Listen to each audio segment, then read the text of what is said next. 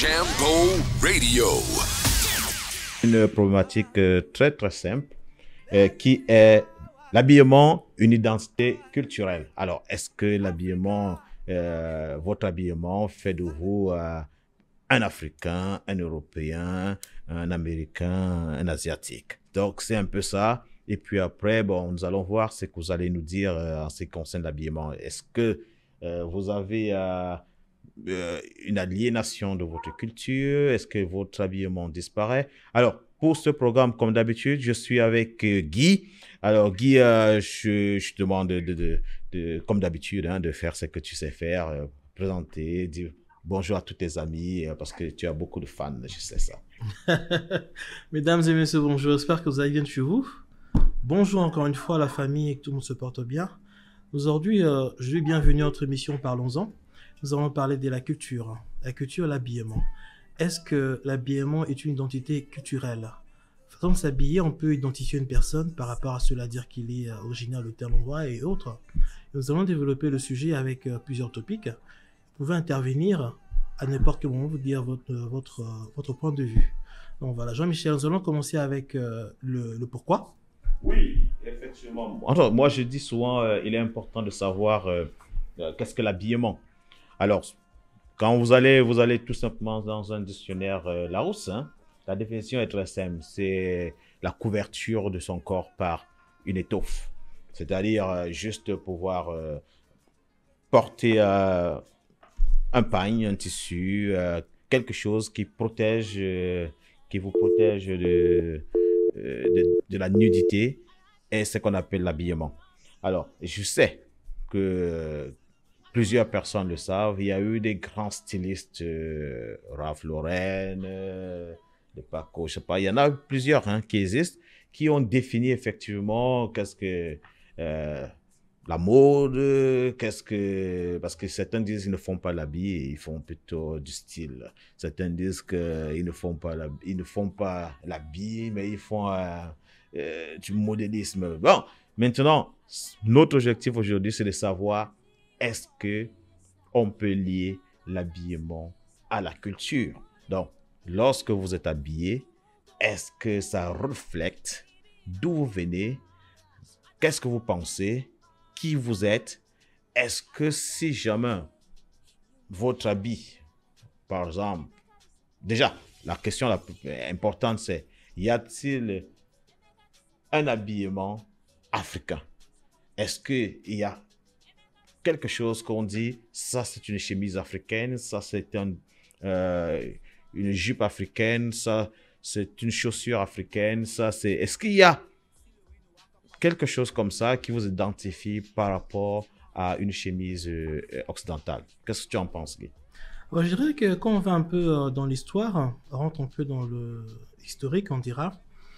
Déjà avant 1960, avant que oui, l'habillement occidental introduise de l'Afrique en général, hein, différents pays étaient colonisés, l'homme noir s'habillait à la traditionnelle, c'est-à-dire les raffias, des feuilles, encore des bananiers, voilà, du palmier aussi. Oui. On avait un style à nous particulier.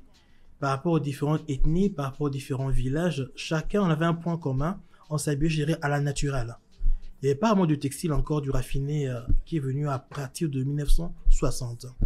Même que j'ai hier regardé un petit documentaire sur l'habillement et j'ai vu en fait un peu avant 1960 au Bénin, il y avait encore des collègues, des citoyens africains qui étaient presque un peu nus, quoi, je dirais.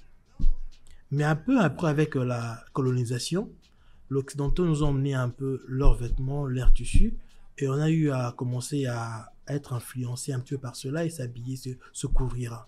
Ce besoin, je crois, que est venu par le fait de voir l'homme blanc habillé. On s'est posé la question d'une part, ça c'est mon point de vue bien sûr, que lui il est habillé comme ceci, et il y a peut-être qu'un confort que nous on n'a pas pour les moustiques en exemple, les mouches et autres qui nous embêtent un peu quand on est dans la forêt ou à l'extérieur dans la savane et autres. Et on a commencé à être influencé par cela. Mais ce qui est regrettable, en allant vers ce côté-là, on oublie un petit peu nos origines. Parce qu'en fait, dans le temps, il n'y avait pas encore le tissu occidental. On pouvait identifier ces raffias, ce style, ce coupe correspond à telle tribu ou à telle ethnie. Mais avec les chaussettes européens, les culottes européens, les chemises, qui n'est pas mauvais, je dis, je vous rassure que je suis pas contre, mais en allant vers l'habillement occidental, on a complètement oublié nos origines. Parce que là, actuellement, si tu mets une culotte, une chaussette, on se peut dire que bah, t'es Mongala comme chez moi à l'Équateur, ou t'es Bamileke chez les Camerounais. On se peut le dire parce que t'es habillé comme tout le monde. Oh oui. Voilà. Non, mais c'est vrai, là, je suis tout à fait d'accord avec toi. On voit bien qu'il y a une évolution, disons ça, que nous, avant qu'on ne rencontre le colon, on avait un autre habillement. Et effectivement, avec le temps, le modernisme, on a commencé à essayer de copier l'habillement occidental. Cependant, il faut quand même qu'on dise qu'il y a des pays qui ont gardé un habillement qui est fait maison, qui est fait africain. Oui. Je pense au Burkina Faso. Hein. Exactement. Oui. Où vous voyez, vous avez ce tissu qui est tissé d'une manière traditionnelle et qui est aujourd'hui tissé d'une manière moderne et qui fait des vêtements 100%, disons 95%, burkinabé. Donc, et qui, effectivement, lorsque vous êtes en Afrique de l'Ouest, vous voyez de plus en plus des gens qui abordent ce genre de vêtements-là. Oui. Donc, pour moi, je pense, je vois en l'habillement, effectivement, une manière de s'exprimer. Exactement. Une manière de réclamer sa culture. Une manière de réclamer son africanité, si on peut dire. S'identifier aussi, on peut rajouter, oui. Parce que je me rappelle, il y a eu à un moment donné, au Cameroun, par exemple, il y a eu un vent qui est arrivé qu'on appelait la fritude. C'était des chemises, on disait des chemises à l'africaine, donc avec du style africain. Donc, quand on dit le style africain, c'est là encore, parce que là, on pose l'habillement et la culture. Alors, j'ai dit le style africain. Qu'est-ce que le style africain? J'aimerais bien que les gens nous disent, est-ce qu'il y a un style africain? Est-ce qu'il y a un style européen? Est-ce qu'il y a un style asiatique? Et moi, je veux, parce que moi, je pense qu'il y a un style africain. Je le garde pour moi, pour le moment. Je vous dirai en quoi il consiste. Mais je souhaiterais que les gens essayent de nous dire si effectivement, oui ou non, ce style existe. Mais d'après moi, il y a ce style. Toi, qu'est-ce que tu en penses? Est-ce qu'il existe un style africain? Oui, effectivement, il y a un style africain, typiquement africain, où quand on voit une personne habillée de telle sorte, on dit que celui-là, c'est forcément l'africain. Parce qu'en fait, il y a comme le boubou. Le boubou, c'est purement africain. Et actuellement, le boubou qui revient sur la toile, c'est vraiment de plus en plus. Et on en fait de plus en plus, on en voit un peu partout le boubou actuellement. Et c'est purement africain, c'est un style. Et maintenant, le boubou, c'est un peu vaste. Le boubou assez évasé et différentes coupes. Mais ça reste africain. Il y a aussi un point à dire sur le point historique. Nous avons le wax hollandais. On parle du wax hollandais et on fait aussi des pagnes et tout, mais le wax hollandais, c'est d'origine hollandaise qui est venu en Afrique avec la colonisation depuis le 19e siècle. Donc, c'est pas vraiment africain, mais c'est rentré dans la culture africaine. Nous avons un appel actuellement là? Alors, pour le moment, on va demander à l'appelant de nous passer un autre coup de fil parce qu'effectivement, on a dû le perdre. Donc, il est question que vous nous rappelez, s'il vous plaît. Donc, moi, effectivement, je suis d'accord avec toi qu'il y a ce style africain-là, mais je pense que ce style africain, il est beaucoup plus adapté à notre climat. C'est-à-dire quoi, le plus souvent, les vêtements africains sont amples parce qu'il fait chaud chez nous. Parce qu'il fait chaud sur le continent, donc les gens s'habillent de cette manière-là. En conséquence, oui. Et effectivement, ça fait déjà partie de notre style. C'est pour ça que tout à l'heure, tu as dit le boubou. Bon, peut-être plusieurs personnes ne savent pas que c'est. C'est un vêtement qui est d'habitude large et long. Donc, qui peut ressembler à ce que les gens appellent ici des robes. Bon, il est porté par des hommes, il est porté par des femmes aussi. Et donc, chez nous, on l'appelle le boubou. Je sais que c'est pour ça qu'il y a souvent un problème lorsqu'on dit chez nous, on dit en Afrique, c'est pas correct. Hein? Parce que vous avez une culture kenyane avec un style kenyan, vous avez une culture congolaise avec un style bien congolais, et vous avez un style ivoirien avec... c'est vraiment... Parce qu'il ne faut pas, quand on dit la culture africaine, je pense que c'est une conception qui est totalement erronée, qui n'est pas vraie. Il faut bien qu'on dise, OK, les cultures, les habillements, les accoutrements africains. Et puis en ce moment-là, on les décline Et puis on sait, voilà ce qui est le plus souvent vu à l'extérieur. Et est-ce que c'est du beau? Parce que quand on regarde les stylistes, hein, la plupart des stylistes africains, certains ont essayé de s'imposer sur la place parisienne, parce que bon, Ouais. Paris, c'est la place de la mode. Ouais. Mais on voit qu'ils ont essayé d'apporter cette touche-là et ils ont senti un bloc et ils ont changé en fait. Aujourd'hui, on ne voit plus beaucoup de pagnes, c'est-à-dire des chapeaux, des grands chapeaux de dames avec des pagnes. On ne voit plus ça, on ne voit plus cette Ouais. pantoufle africaine. On essaie de voir des trucs qui sont modelés au style. Déjà, moi je dis déjà, on voit beaucoup plus, on veut mettre ça sur des filles fines, totalement fines. Et pourtant, si vous allez en Afrique, vous voyez, nous sommes à sûrement plus de 60% des filles qui ne sont pas aussi fines que ça, parce qu'il y a, Il y a des rondeurs, bien il y sûr. a des rondeurs. Bien sûr, Il y a la aucun- majorité, oui. Et donc, je pense que notre habillement ne correspond pas, en fait, l'habillement qu'on veut vendre Ouais, il ne à correspond l'heure pas, non, ne pas du correspond tout. pas. Mais sinon, je voulais attaquer autre chose, hein. Je voulais me Ouais. dire, est-ce que nous, les Africains, vivant en Occident, avons-nous honte de notre culture? Parce que si on définit que l'habillement est une identité culturelle, est-ce que nous avons honte de notre culture? Quelle est la raison pour laquelle on ne porte pas nos vêtements, en fait, lorsqu'on va au travail, lorsqu'on on se balade en ville, lorsqu'on va au cinéma? Pourquoi est-ce qu'on n'aborde pas des chemises, des pantalons, des chaussures, des montres, je ne sais pas quoi, africains, des boucles? Parce que les filles, elles ont des sacs Ouais. africains. Mhm. Pourquoi est-ce qu'on ne le fait pas? Sur la question elle est vaste. Et puis, j'avoue que ce que je vais dire là, peut-être ne pourra pas plaire à certaines personnes. Ce que j'allais dire en fait, je dirais que pour moi, il y a un certain complexe. Pourquoi le complexe? Parce qu'en exemple, là, il y a la congolité, je dirais, il y a le Congo-Kinshasa, Congo-Braza. Ils ont eu inventé la sapologie. Et la sapologie, c'est un look, un style de vie qui consiste à mixer les vêtements européens, comme les grandes marques, comme, comment on appelle, Gucci en exemple, Chanel. Bon, Chanel, c'est pas le vêtement. Il y a Gucci, il y a Dolce Gabbana et tout ça. La sapologie, c'est un art qu'ils ont créé pour combiner, mixer les couleurs et ressortir quelque chose de nouveau. Mais pourquoi ne pas utiliser justement cet art-là, la sapologie, avec l'habillement africain, avec nos boubous à nous, avec nos tissus à nous? Pourquoi utiliser le Gucci? Le Gucci n'est pas africain. Ah, Dolce Gabbana n'est pas africain. C'est là où on voit que je dirais qu'il y a un problème aussi de complexe. On n'arrive pas à valoriser notre propre culture, notre habillement. Alors que je dirais le continent africain, c'est un vaste continent qui contient 52 pays africains.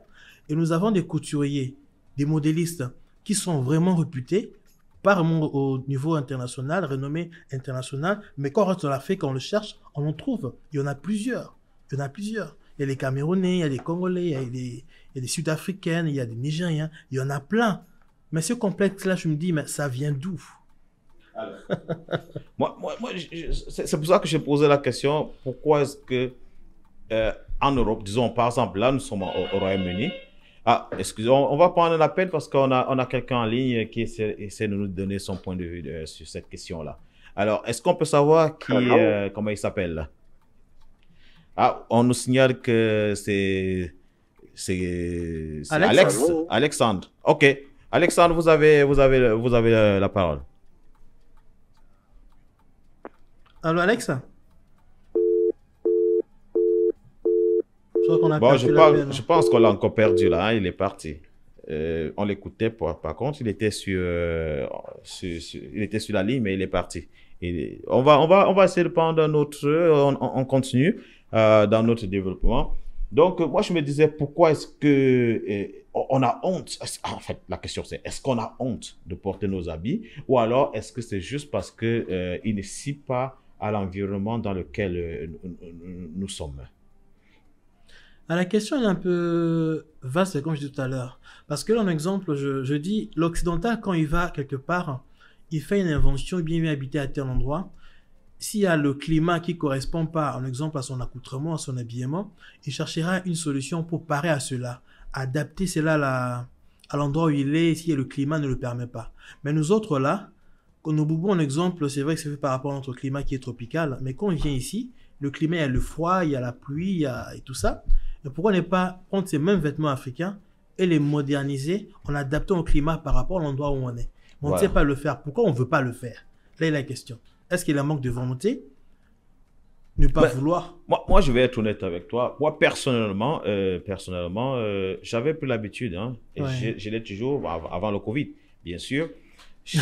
Tous les vendredis, Ouais. je portais ma chemise africaine. Ok. Et je la portais, et c'était des chemises avec beaucoup de couleurs, des chemises vibrantes, et je les portais, et je peux te faire, ça c'est une confidence, j'ai été obligé d'offrir certaines chemises à mes collègues, à mes Ouais. managers, parce Ok. qu'ils voulaient, et certains me disaient, nous voulons plutôt les chemises qui sont flamboyantes. Ok. Et je me rappelle une fois, j'étais en pleine rue à Glasgow, il faisait très beau ce jour-là, Ouais. et j'avais une Comme chemise, aujourd'hui. Hein. j'avais une chemise africaine. Ah, on a un appel là, donc on nous signale que c'est Alex. Alors, Alex, dis-nous ce que tu en penses. Hello, good afternoon. My name is Alex. Ouais, Alex, To si tu nous écoutes, hein, participate, c'est en today. français, si tu veux. Tu parles en français, Alex, hein? I cannot hear you. I don't know if you guys can hear me, but Ouais, I cannot hear you. nous on t'entend très bien. I don't have a return. Donc, bon, vas-y, hein, tu peux continuer à poser, à faire ton Can you développement. guys hear me? Ouais, donc je disais que voilà, on a un problème à gérer un complexe. Une question que je me demande, un complexe, un manque de volonté. Parce qu'on peut en fait adapter notre habillement par rapport au climat où nous habitons. Comme là, on est en Écosse.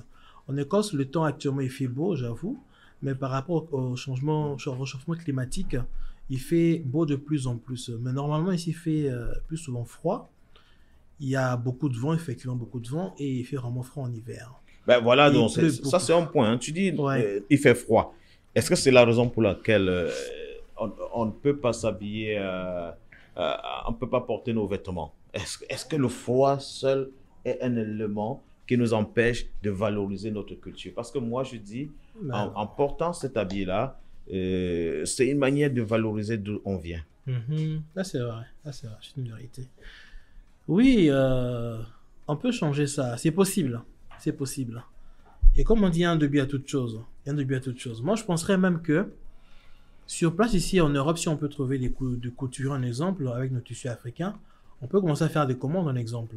Parce qu'il peut y avoir un couturier ici, mais qui reçoit des commandes pas assez pour, un exemple, l'offre à la demande, je pourrais dire, tu vois. Oui. Si, admettons, on est à 10 Africains, on va voir un couturier en disant que voilà, on veut tel tissu, faire un boubou, mais comme ici il fait froid, il y a beaucoup de pluie, rajoute ceci, trouve une solution pour adapter ça ici en exemple. Le couturier dira que voilà, j'ai un challenge là, j'ai un boubou à faire comme en Afrique, mais comme on est en Écosse, je dois adapter cela. Ça va créer des solutions aux besoins par rapport au climat auquel on fait face. Mais oui. Mais personne n'y pense. Moi, je pense effectivement cela. Je me dis, c'est peut-être une opportunité là pour un entrepreneur. Hein. Bon, je pense qu'on a quelqu'un d'autre en ligne. Alors, oui, Alex, vous êtes en ligne. On vous écoute. Hello. Can you guys hear me? Et Oui. on t'écoute, tu peux parler? Vas-y, alors, on t'écoute, hein?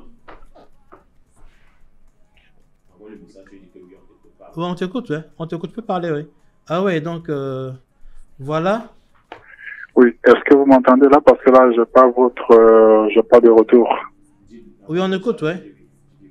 Je ne vous entends pas. La culture J'essaie africaine un ne peut peu de changer. voir au niveau de La Je culture pense africaine ne peut vraiment changer. votre service technique de Il y a la un console dévoué à technique. toute chose, donc je pense qu'on peut entreprendre les choses en allant voir un exemple sur place ici. Là, nous sommes en Écosse, à Glasgow. Alors, Allez voir un parlant couturier. donc de l'identité culturelle, c'est vrai qu'on peut reconnaître quelqu'un par, on peut pas vraiment reconnaître quelqu'un par la tenue qu'il porte, mais on peut au moins avoir une idée sur la partie du monde d'où la personne vient. Par exemple, si je parle de moi par exemple, la région dans laquelle je suis originaire, notre tenue traditionnelle, c'est ce qu'on appelle coutumièrement le sandja, qui est un pagne pour les hommes, et qu'on aborde avec une chemise et un chichia, et puis on met le foulard autour du bassin, on attache notre foulard autour du bassin, au-dessus du sanga. Et ça, c'est une tenue traditionnelle du peuple Sawa du Cameroun. Et c'est une tenue qu'on porte généralement lorsqu'il y a des grandes manifestations, des grandes cérémonies et tout. Donc, ici en Europe, lorsque quelqu'un la porte et je vois la personne, je saurais directement que ça, c'est un Sawa, parce qu'il y a des manières d'attacher le pagne et la manière avec laquelle le pagne est attaché, je saurais directement que ça, c'est un Sawa. Par contre, il y a d'autres peuples en Afrique qui attachent aussi le pagne. Par exemple au Ghana, par exemple en Côte d'Ivoire, ils s'habillent aussi en pagne chez les hommes. Ils ont des tenues traditionnelles qui sont très identiques, qu'on reconnaît facilement. Ouais. On saura que oui, ça c'est un Africain. Mais pour le thème du jour, tenue traditionnelle comme identité, je dirais que ça serait un peu difficile de pouvoir identifier exactement d'où la personne vient. Mais si c'est dans un milieu africain, on saura que oui, ça vient de l'Afrique. Parce que l'Africain, nous aimons les couleurs, nos tenues sont généralement colorées, avec des couleurs qui sont un peu flashy et tout, brillantes et tout. Ouais. Donc c'est un peu ça. Par contre aussi, il y a une communauté africaine qui fait un mélange de cette tenue traditionnelle et les tenues européennes. Ça crée un peu le doute, et du coup, on se retrouve peut-être du côté de la Birmanie, parce que en Birmanie aussi, les hommes s'habillent en pagne, oui, et avec une chemise. Au Népal, ils s'habillent en pagne, avec une chemise et un chichia, comme à peu près le peuple Sawa du Cameroun. Donc, voilà ma petite contribution. Ok, merci beaucoup. Merci beaucoup, monsieur Alex. Merci pour votre contribution. Et nous espérons que nous allons évoluer avec un autre sujet qui va continuer. Je suis ouvert aux questions. S'il y a des questions, ouais, si vous avez des questions à me poser. Je suis tout à fait d'accord avec, en partie, avec ce qu'Alex dit. Ouais. Je pense qu'on l'a nous-mêmes dit, qu'il n'y a pas un habillement africain. Spécifique, ouais. Malheureusement, je n'ai pas de retour, je ne vous entends pas. Il y a des habillements je ne vous entends pas. qui sont qualifiés comme des trucs, des habillements africains. Ouais. Donc, je suis d'accord avec lui. Donc, nous allons progresser, et ça me fait plaisir, en fait, de dire que il y a quelqu'un qui va du même sens que moi, je suis d'accord. Et bon, ça veut dire que je ne me suis pas trompé, c'est toute la ligne. Ouais. Cependant, l'habillement. Moi, Alex, il a mentionné quelque chose, je qualifie de très important. Il a dit qu'il y a des personnes qui mixent l'habillement africain, en fait, les habillements africains, et les habillements avec une culture européenne. Et il a dit, dans ce cas, effectivement, ce sont des choses qui sont bien. Et moi, je dis, peut-être en jouant sur ce stratège, sur cette spécificité-là, on pourrait exclure le fait qu'il fasse froid ici. Et c'est la raison pour laquelle les gens ne portent pas les habits de notre culture. Donc, je pense qu'effectivement, s'il y a un styliste qui nous écoute, c'est peut-être une piste à explorer. Exactement, qui fera en sorte que ces habits puissent se vendre, que les Africains... Déjà, il faudrait que les Africains apprennent à être solidaires, qu'ils puissent... et puis, pas seulement être solidaires, mais qu'ils apprennent à valoriser leur culture. Parce qu'en portant une chemise africaine, un pantalon africain, un chapeau africain, une chaussure africaine, un sac africain, parce qu'il y a des dames, on ne vous oublie pas. Je dirais même, en parlant des dames, il faut qu'on dise, les dames aujourd'hui elles ont poussé la culture africaine en fait de très loin.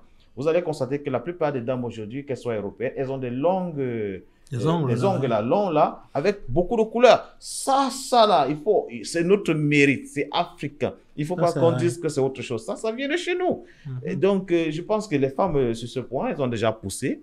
Il y a des foulards là, je vois des foulards, des femmes qui attachent avec des grands chapeaux. Je pense que c'est un peu pris dans notre culture. Moi, qu'est-ce que tu en penses? Ouais, tu as tout à fait raison, mais il y a un point que j'allais rajouter. Je pense que des fois, à part le froid ou bien le climat, nos amis, frères et sœurs africains, des fois, ne pensent pas ou ne mettent pas trop africain parce qu'il y a aussi un coût derrière. Ça coûte un peu assez cher. Compte tenu aussi, il n'y a pas la... C'est pas fréquent, assez courant, en exemple, les chemises africaines qui se vendent chez H&M, en exemple, ou à Lidl, ou encore à Leclerc en France, ou ici à Asda. Ce qui fait que on en achète seulement au besoin ou par envie, ou parce qu'on souhaite changer un petit peu. Et vu le coût, ce qui fait que les gens ne pensent pas vraiment. Alors que si on avait les vêtements africains vendus régulièrement, assez souvent, fournis régulièrement, ça pourra affecter le prix. Le prix pourra être revu à la baisse. Oui, Au prix, je dirais, un peu accessible, un peu à tout le monde. Parce que là, actuellement, là, pour avoir un boubou bien taillé, le moins cher peut être à 60 euros.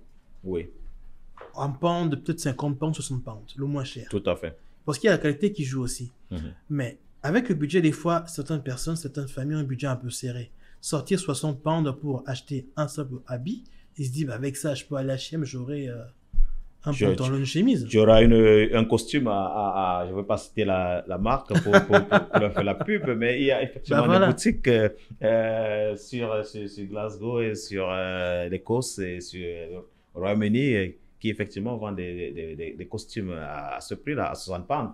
Donc, oui, c'est vrai que le coût poserait un problème. Mais je dis, là, tu parles comme un businessman et ça, c'est bien parce que je dis on peut avoir ce rapport Bien sûr. qualité-prix ou bien ce rapport offre-demande. Si on augmente la quantité des étoffes africaines, des pains, des tissus qui arrivent sur le continent européen ou bien asiatique ou bien américain, on pourrait alors, parce que on peut effectivement développer soit une industrie directement en Afrique, soit on développe une industrie où nous sommes, c'est-à-dire où nous avons des tailleurs africains qui peuvent être installés en Europe et qui sont spécialisés dans le vêtement africain, donc ils font des belles chemises et des beaux pantalons. Ouais. Ça, on peut le faire. Ou alors, directement, il y a une entreprise carrément qui le fait sur le continent, au Bénin, et puis qui l'exporte sur le plaque international. De toutes les manières, quelque part, il faudra pouvoir importer ces tissus de l'Afrique à ici. Bon, maintenant, là, il y a quelqu'un qui nous envoie un message sur le net et qui signale effectivement que nos vêtements, le plus souvent, les tissus viennent de l'étranger. Qu'on fait moins de tissus, en fait, en Afrique. Bon. C'est une vérité, malheureusement. Ouais, là, je pense qu'il a clôturé le débat sur ce point-là. Parce qu'il y a beaucoup de choses à faire. Ça ne devrait pas être ça. C'est dommage si c'est le cas, mais bon, il faudrait qu'on y travaille. Mais je suis... on a encore combien de minutes parce que la rédaction fait des signes. On a encore 15 minutes, j'espère, parce que on a combien de temps là? Je pense que c'est 15 minutes, hein, je pense. Bon, on a encore assez de temps, hein, on peut toujours discuter. Bon, pour arriver, bon, on a pu définir, hein, Ouais. établir qu'effectivement, il y a une identité culturelle lorsque vous portez un vêtement qui a une connotation africaine. Bien Donc, entendu, on peut ouais. savoir que ça, c'est une culture africaine. Ça, on a pu le définir, on a pu l'établir. On a pu établir pourquoi est-ce qu'ils ne sont pas sur le continent, pourquoi... Bon, on n'a pas dit pourquoi les Africains eux-mêmes ne le portent pas. Bon, Guy a peut-être évoqué ça en disant c'est le coût. Bon, moi je dirais c'est peut-être un manque hein, de valorisation. Bon, certains, parce que je parlais des dames tout à l'heure, je disais qu'elles avaient des ongles. Ça coûte quand même 30 pounds hein, quand elles vont se faire même, des ongles. Là. Donc ça fait une chemise. Hein. S'il faut le faire chaque semaine, 2 semaines, Mais ça fait 60, hein, elles le le font, mois. elles le font quand même. Mais la chemise, elle coûte, la chemise, tu la portes au moins 1 an. Voilà. Donc je pense que c'est Il y a un coup possible. derrière. Donc moi, j'irais même, hein, je dirais à tous les Africains de faire une journée à chemise africaine ou une journée africaine où nous portons tous soit un pantalon, soit une chemise. L'idée, elle est bonne, on peut lancer un mouvement comme ça. Et Hein. oui, puis ça créera C'est une bonne chose, ouais. du boulot pour certains. Et ça fera en sorte qu'on sorte un peu de notre pauvreté qui anime la plupart des Africains. Bon, alors, maintenant, on a évoqué le how. Hein, comment est-ce qu'on peut sortir les vêtements africains de leur nostalgie, de leur placard, pour en fait les exposer sur les places européenne, américaine ou disons occidentale.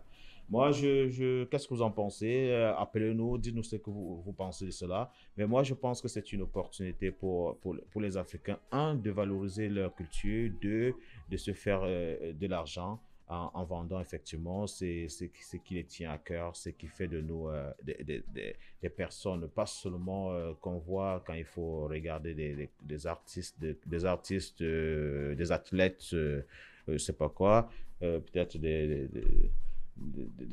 second rôle au cinéma, mais au moins on pourra nous voir déjà, que tout le monde puisse arborer en fait une belle chemise africaine, un beau boubou africain. Je pense que ça fera un mouvement qui sera très important et qui sera beau à voir. Pour moi, je n'incite pas à la révolte, mais je dis juste que j'incite à la valorisation de nos cultures.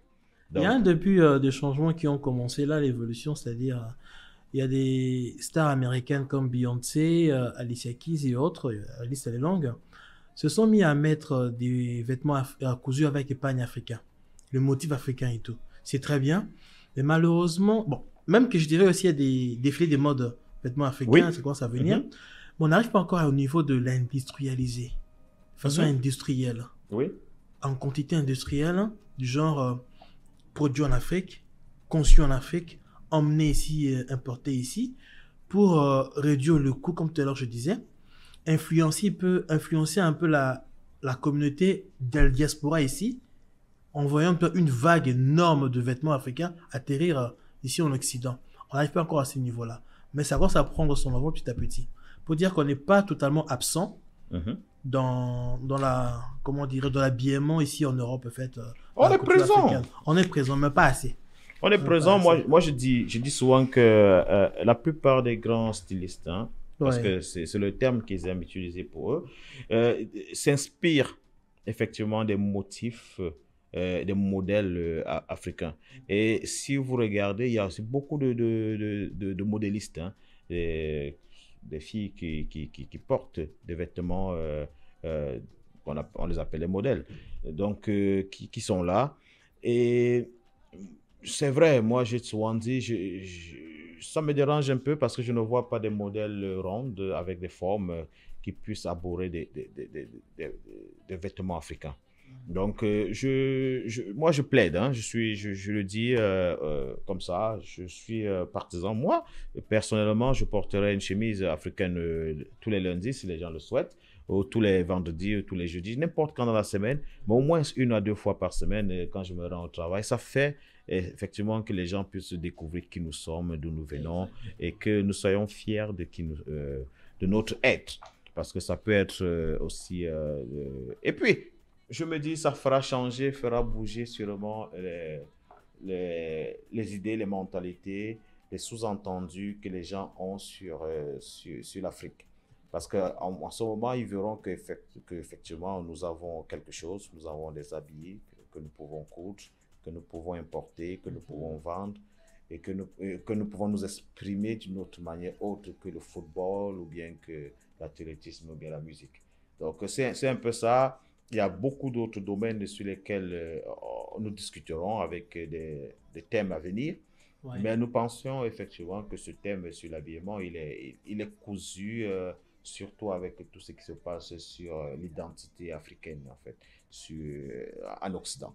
Donc, il est mieux, je pense déjà que ce sera un moyen pour nous de nous faire respecter. Parce que lorsque vous suivez, par exemple, l'actualité à Londres, tous les jours, on vous dit ce qui est important, c'est de nous montrer chaque fois qu'il y a eu agression au couteau sur Londres et qui est mort, c'est un Africain qui est mort ou bien un Noir qui est mort, qui a été tué par un autre Noir. Donc, je pense qu'il faut qu'on change. Les Anglais disent du mindset. Je pense qu'on doit changer cette manière de penser et de valoriser ce qui est positif. Et je pense que l'habillement est un truc positif d'après moi. Surtout, Alex le disait, nous on aime des trucs flamboyants, brillants, vibrants. Ça fait vivre parce qu'on est dans le soleil. Donc, c'est bien de transporter ce soleil-là ici, là. On marche avec le soleil, on l'apporte là. Je crois que ça rejoint un peu la sapologie, l'idéologie développée par la congolité, je dirais, les Congolais et Kinshasa. Ils prennent la couleur orange flamboyant là, qui frappe à l'œil nu, et ils te le composent avec une couleur verte en bas, bah, tu te dis, mais la couleur là, c'est quoi? Même quand tu es à 100 mètres, tu sens que là, tu vois la personne arriver, ça fait comme un soleil en fait. Ça attire, ça captive directement. Regarde, ouf! On se dit, mais, oh, mais c'est qui là? On voit directement.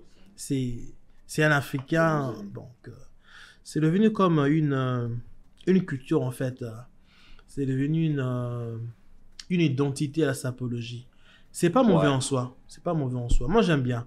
Remarque, en fait, ce qui est dommage, je remarquerai, il y a des gens, des fois, qui oublient un petit peu faire la part de choses. S'habiller, c'est bien. Oui.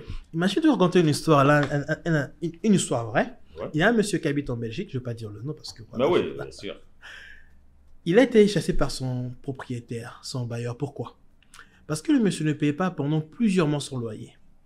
Et quand on le met dehors, il sort des malles. Et le propriétaire, c'est un Belge. Il connaît un petit peu comment les réfléchissent ça. Et en ouvrant les malles et les chaussures, qu'est-ce qu'on a vu? On a vu des chaussures et des vêtements. Si on met ensemble, tu avais de quoi payer un dépôt pour acheter une maison ici au UK. Ça va faire 20 000, 15 000, 30 000 euros. Parce qu'il y avait une paire de chaussures qui coûtait 800. L'autre paire coûtait 1300. L'autre chaussure, plutôt l'autre complet de vêtements, Yojiyama te coûtait, je sais pas moi, 2000, un truc comme ça. Mais tu mets tout ça ensemble à la garde-robe et les paires de chaussures, tu vends, ben, tu as 30 000 euros qui sortent là, quoi. Et le monsieur préfère investir son argent dans les vêtements, dans les chaussures, que payer son loyer. Ça devient un peu exagéré, quoi. Donc, c'est la sapologie, quoi. Ben ouais, c'est ça. Bon, moi je pense que les gars qui ont conçu ce concept-là, c'est peut-être des business personnes, ils ont compris. Et dans le business, ça dépend de ta position. Soit tu vas dans le lot, et donc tu vends tout ce qui est moins cher, soit tu te mets carrément au milieu, ou bien soit tu te mets très en haut. Alors je pense que les gars de la sapologie se sont dit, le seul moyen pour nous de nous faire voir, de nous faire reconnaître, c'est d'avoir des vêtements chers, bien cousus très chers. Donc, c'est peut-être ça, mais maintenant, comme on disait, c'est quelle est la quantité, ou bien le nombre d'Africains capables, effectivement, de s'offrir des vêtements aussi luxueux. C'est un peu ça, parce que on vit ici en Europe, on voit bien, hein, on voit que la plupart des personnes ne s'en vont pas s'offrir des habits Louis Vuitton. Que ce soit des Européens, que ce soit des Africains. Tout le monde va dans des magasins, disons, moyens, où est-ce qu'ils peuvent se procurer des vêtements qui leur coûteront entre 40 et 60, 100 pounds. Mais ils ne vont pas aller acheter une chemise à 400 livres. Donc ça change la donne. Exactement, mais, comme on le disait, déjà, si on peut déjà arriver à avoir un nombre élevé de personnes qui passent des commandes sur des vêtements africains, je pense que le prix va chuter et ça va permettre à ce que les gens puissent aborder ces vêtements un peu partout. Mais moi, je dis, n'ayez surtout pas peur de qui vous êtes. J'entends souvent des gens qui aiment dire je suis d'origine africaine. Et ils préfèrent dire ça, mais que je suis écossais ou je suis britannique ou français. Mais ils disent je suis d'origine africaine. Alors, pour moi, ça n'a pas de sens, hein, en réalité. Dites-nous, je suis africain et on s'arrête là. Le reste, si vous avez pu obtenir une nationalité ailleurs, ça, c'est pas très important. On sait pourquoi on obtient cette nationalité-là. Ça nous sert pour le travail surtout. Ça nous permet d'obtenir un boulot. Ça, c'est certain. C'est peut-être la raison la plus plausible pour moi. Le reste, là, ça ne change rien sur notre moi, qui nous sommes. Et donc, lorsqu'on pose cette question aux gens, c'est mieux qu'ils nous disent « je suis africain ». Il n'y a aucune honte à cela. Parce que quand ils commencent à vous dire « je suis d'origine africaine », en fait, c'est pour vous dire que nous avons eu autre chose. Voilà. C'est comme s'ils veulent dire être africain, c'est être sous-homme. Et comme on a pu acquérir quelque chose d'autre, alors mettez-nous dans une autre catégorie. Alors, on n'est plus, c'est comme si on a une Champions League, c'est qui a échoué dernièrement là, où il y avait des clubs qui voulaient faire une Champions League des grands clubs. C'est un peu ça. Ils se disent, oui, disons quand même je suis africain parce que ma peau va me trahir, mais on ajoute je suis originaire d'Afrique. Et puis après, pour nous faire comprendre. Non, ça, ce sont des gens qui ont sûrement peur de s'affirmer, de nous dire qu'ils sont africains. Voilà. D'aborder, changer ça, changer ce mindset, comme disaient les anglophones, et et dites simplement, soyez fiers, dites je suis africain. Et puis ça s'arrête là. On ne va pas vous demander d'où vous venez, on va vous dire je suis africain. C'est bon. Ouais, Bon. c'est vrai. Comme tu vois, tu peux dire que je suis africain, je suis né africain, je mourrai africain. Que je sois à la nationalité britannique, américaine, suisse, allemande, française, ça ne va jamais enlever mon africanité, je reste africain. Tout à fait. Donc pourquoi dire que je suis français d'origine africaine, ça ne change rien. Il faut inverser par contre, je suis africain, mais actuellement, je suis français, mais je suis d'abord africain pour commencer. Moi, je dirais même je suis africain. Le reste là, ça c'est quand on va vous demander vos papiers à l'immigration. Vous allez prendre ça là-bas. Le reste, ça c'est pas important. Alors Meggy, comme on est en train d'arriver à la fin de l'émission, je sais que tu as une page que tu affectionnes vraiment. C'est en fait donner chaque jour, chaque fois qu'on a une émission, le nom d'un inventeur, d'un créateur d'origine africaine, d'un africain. Qui fait des choses peut-être qui ne sont pas connues. Ça peut être quelque chose que nous utilisons tous les jours sans savoir que ça vient d'Afrique et fait par un Africain, ou alors qui est fait par un Africain tout simplement, ça peut venir d'ailleurs. Je sais que tu tiens parce que ça va, disons, moraliser, ça va motiver la jeune génération à pouvoir s'affirmer et à faire des choses à se dire, oui, nous avons des chercheurs, oui, nous avons des scientifiques, oui, nous avons des ingénieurs, oui, nous avons ceci. Ouais. Donc, ouais, je pense que tu dois avoir une liste aujourd'hui. Tu dois avoir un seul nom aujourd'hui pour nous déjà, parce que ça ne sert à rien d'avoir une liste. Tous les jours, on peut avoir un seul nom. Donc, chaque semaine, comme l'émission passera chaque samedi, donc chaque samedi, vous aurez droit à un nom. Et j'ai eu à faire des recherches. Franchement, Jean-Michel, la liste, elle est longue. Ah ouais? Elle est vraiment, vraiment longue. Même qu'avant d'annoncer en fait aujourd'hui notre inventeur, j'avais découvert que, bon, plusieurs d'autres découvertes, mais je vais faire un exemple pour le masque à gaz, le feu que nous voyons, le feu de route, la feu rouge et tout, c'est inventé par un Africain. Ouais. Et ça, beaucoup de gens ne le savent pas. Alors que c'est très utile partout au monde, mais inventé par un Africain. Ben ouais, moi je sais, là on est en plein Covid là. Ouais. Je sais qu'il y a des produits qui ont été. Il y a un produit qui a commencé, hein, je pense que c'était un Congolais, et qui a eu la peine, toutes les misères du monde à faire. À mettre son produit sur le marché, a fait connaître son produit. Hein. Il a fait pourtant des expériences remarquables, concrètes, et qui étaient correctes et bonnes, et positives. En Afrique, au Congo, en particulier, Congo, Kinshasa. Ouais. Et c'était, je parle, avec l'Artemisia. Mais on a tout fait pour que ces recherches ne soient pas connues. Malheureusement. Mais bon, on va pas se mettre aujourd'hui à pleurer, à pleurnicher pour rien, parce que pleurer, gémir, crier, c'est lâche. Il est question effectivement de se lever, d'être debout et d'agir. Donc aujourd'hui, nous avons un Camerounais et inventeur d'origine camerounaise.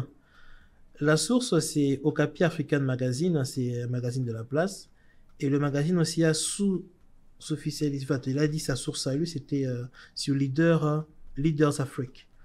Donc, nous avons le Camerounais qui s'appelle Marc Arthur Zang. Il a eu inventé un cardiopad, une première invention au monde, et fier de le dire haut et fort. Son inventeur est un Africain du Cameroun, une fierté. Oui, Arthur, je le connais. Ce qui serait mieux aussi de dire, c'est qu'il est jeune. Hein. Il est jeune, Je pense qu'il est juste à la trentaine, si jamais il est plus âgé. Je pense que quand il créait son cardiopad, je crois qu'il avait 23 ans. Ça doit être il y a 2 ou 3 ans que cette invention est sortie. Donc, il doit être en dessous de la trentaine. Mais il y en a plusieurs. Il y en a sur la place lyonnaise aussi. Mais bon, toutes les semaines, on sera obligé de donner un nom, mais il y en a plusieurs qui font des belles choses. Alors, moi, c'est le moment de vous dire merci, au revoir de nous avoir écoutés. Merci à tous ceux qui ont appelé. Je suis Jean-Michel Nsoué. Merci de nous écouter. J'espère que la prochaine fois, s'il y a des choses à améliorer, prière de bien vouloir nous envoyer des messages et nous dire que ça n'a pas été bon, ça a été bon. Voilà ce qu'on peut faire pour que ce soit beaucoup plus excitant. Alors, nous sommes à votre écoute. C'est la radio Jambo. Merci à Jambo de nous offrir cette page. Alors, moi, je vous dis à la semaine prochaine. Au revoir. Merci beaucoup, mesdames et messieurs, d'avoir donné votre temps. Et je vous souhaite un bon week-end de la part de Guy Njalibola. Radio à Glasgow, UK. Merci beaucoup à vous. Au revoir. On the World Wide Web, on your mobile phone, and on all social media platforms. Jambo Radio.